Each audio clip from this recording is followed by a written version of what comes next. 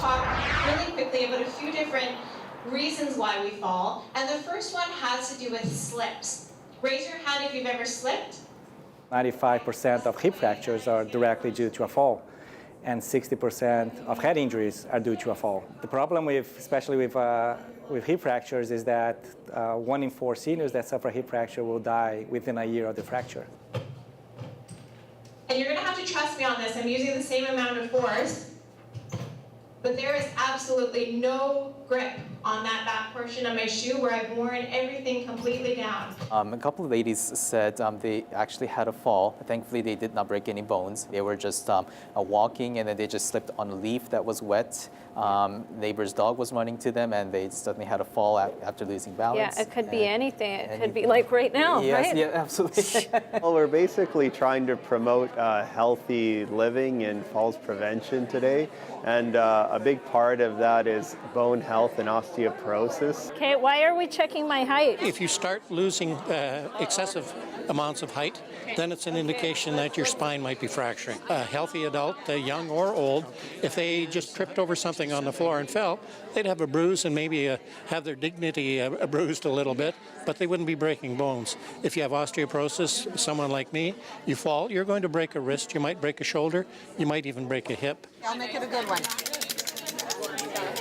Now that I've just been diagnosed with osteoporosis, I needed to make sure I had some good footwear. And so I went and I got these Skechers, and so far they're working wonderful. Okay, what is Comfort Keepers? This is new to me. We do home care.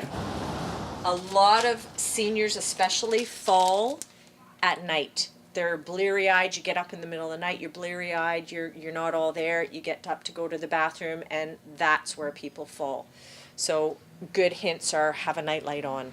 Have your walker beside your bed. Don't try and get up and go from your bed to the bathroom. If you usually use a walker in the daytime, don't get up and not use it in the middle of the night. So what we're doing this for is we want to see if you can determine where the edges are on things. So for example, sidewalks, curbs.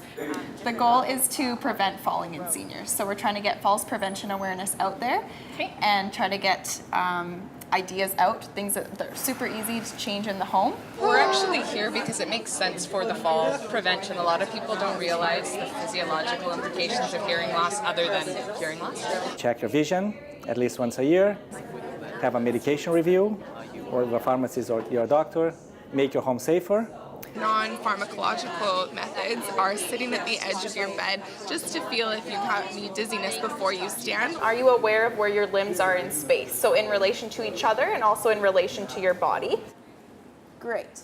And back down. We go to rec centers and senior centers. And we cover the whole Fraser Valley. So we go out to Boston Bar and Hope east-wise, and we go out to Burnaby, Tsawwassen, Ladner west. 0, 3 out of the 5 times. Wonderful. 1 on the other, and maybe 2 degrees off on the other. So that's really great.